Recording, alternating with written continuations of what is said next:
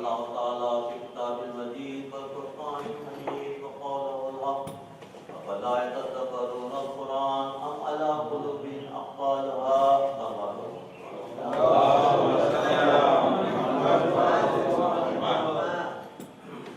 اللہ تبارک و تعالیٰ قرآن مجید میں ارشاد فرماتا ہے کہ تم قرآن پر غور و خوض کیوں نہیں کرتے؟ افلا یتدبرون القرآن، تدبر کیوں نہیں کرتے، غور و خوض کیوں نہیں کرتے؟ کیا تمہارے دلوں پر پھول پڑ رہا ہے؟ کیوں نہیں قرآن پر غور کرتے؟ اس کا مطلب یہ ہے کہ اللہ ایک ایسے قوم کی تشکیل چاہتا ہے جو عالم ہو، عاقل ہو، غور و خوض کے عادی ہو، کیونکہ اس کے علاوہ قرآن میں اور اللہ کا مقصد اور کچھ نہیں ہے کہ ایک فکر کرنے والی قوم، ایک ذکر کرنے والی قوم پیدا ہو۔ ذکر اور فکر دونوں ساتھ ساتھ، جیسے ذکر اور فکر کرنے والی قوم پیدا ہو، یہ اللہ کا مقصد ہے۔ آج کا عنوان ہے مذہب اور سائنس۔ بہت سے ہمارے شاگرد یہاں پر موجود ہیں اور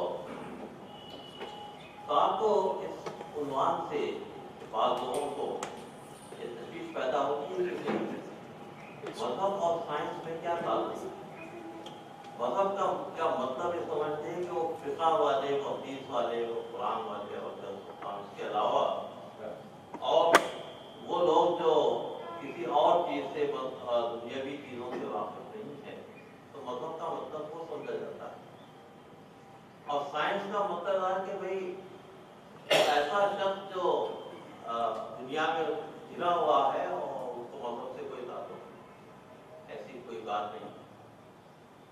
آپ اسلام پر غور کریں تو مذہب اور سائنس سے بہت گہرا تعلق ہے۔ اسلام ہی وہ ایسا مذہب ہے جس نے مذہب کو سائنس کا حصہ بنایا اور سائنس کو مذہب کا حصہ بنایا۔ اب میں اپنی مثالیں دے کے اس بات کو واضح کرنا چاہوں گا کہ دونوں مذہب اور سائنس ایک دوسرے کے کاؤنٹر پارٹس ہیں۔ برخلاف اس کے آپ عیسائیت پر غور کیجیے، انہوں نے مذہب کو سائنس سے بالکل الگ کر دیا کہ ریلیجن اور ریشنلٹی میں کسی قسم کا کوئی تعلق نہیں، معقولیت اور مذہب دونوں الگ الگ چیز ہیں۔ تو کہا کہ دیکھیے جب ہم معقولیت کی بات کرتے ہیں تو ہم مذہب کے قریب آنا نہیں چاہتے، اس سے مذہب میں کوئی معقولیت باقی نہیں رہی۔ اور اس کی مثالیں آپ کو یورپ کے کئی جو رائٹرز ہیں اس سے ملے گی کہ جیسے یہ کتاب دی کریٹک آف پیور ریزن، یہ کتاب اس وقت لکھی گئی تھی جبکہ جرمنی میں مذہب اور سائنس کو الگ کیا جا رہا ہے۔ تو کریٹک آف پیور ریزن میں ایگل نے اور دوسرے لوگوں نے بتایا کہ مذہب اور سائنس بالکل الگ الگ ہے اور مذہب کا سائنس سے کوئی تعلق نہیں۔ اس طریقے سے یورپ نے مذہب کو سائنس سے بالکل الگ کر دیا۔ اس کا نتیجہ یہ ہوا کہ نیچے جیسے فلاسفر پیدا ہوئے اور جنہوں نے بربریت کی تعلیم دی اور اس طریقے سے تعلیم دی، ایک سپر مین کا تصور لوگوں کے سامنے پیش کیا کہ ایک سپر مین کیا ہو سکتا ہے۔ تو سپر مین کا مطلب وہ ہٹلریت کی پیدائش تھی کہ اس طریقے سے معصوم لوگوں کو دبایا جائے اور کمزوروں کو کچلنا چاہے، وہ کو ہٹلریت کا اور نشچے کی جو فلاسفی تھا کہ سپر مین کا مطلب یہ ہے کہ کمزوروں کو دبا دیا جائے، کمزوروں کو ختم کر دیا جائے۔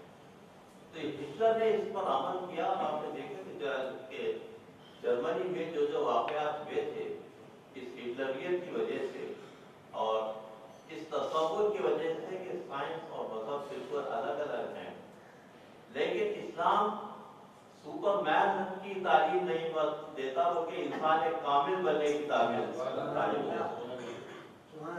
انسان کامل امیر المومنین علی کے مثال،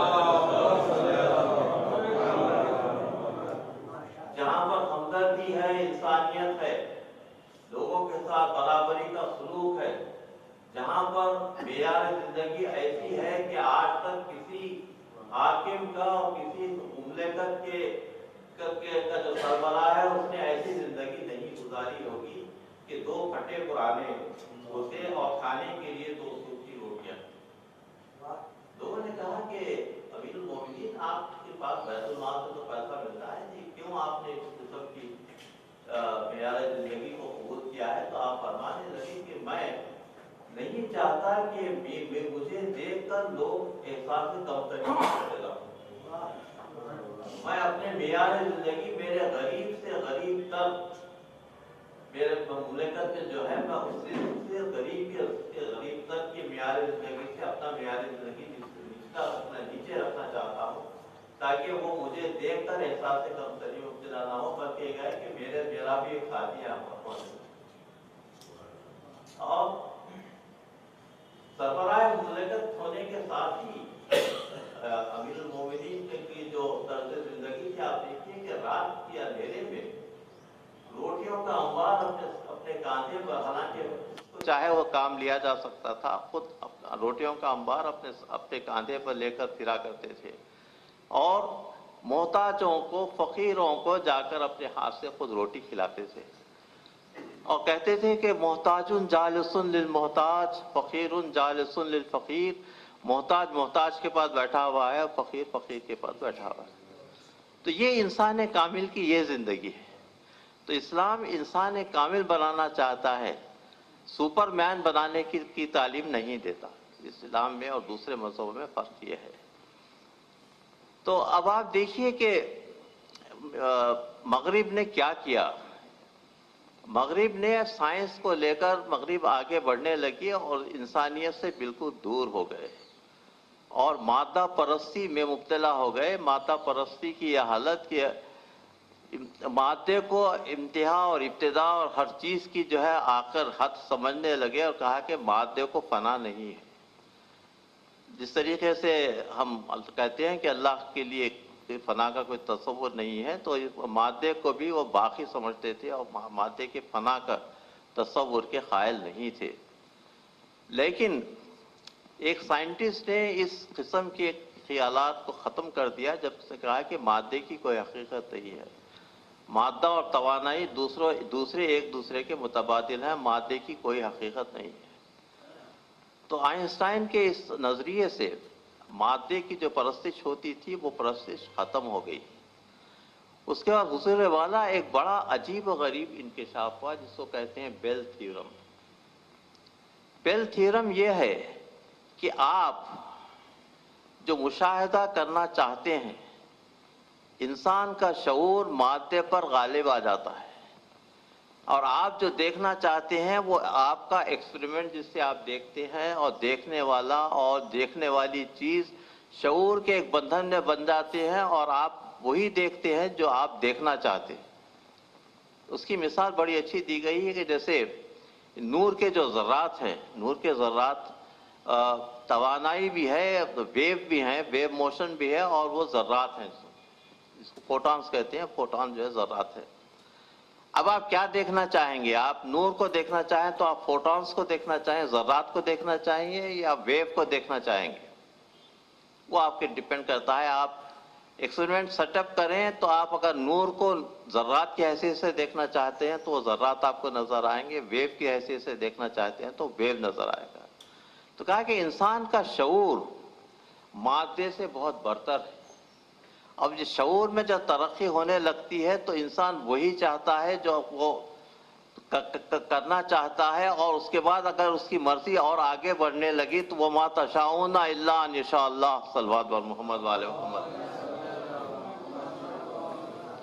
اے اہل بیت رسول، تم وہی چاہتے ہو جو اللہ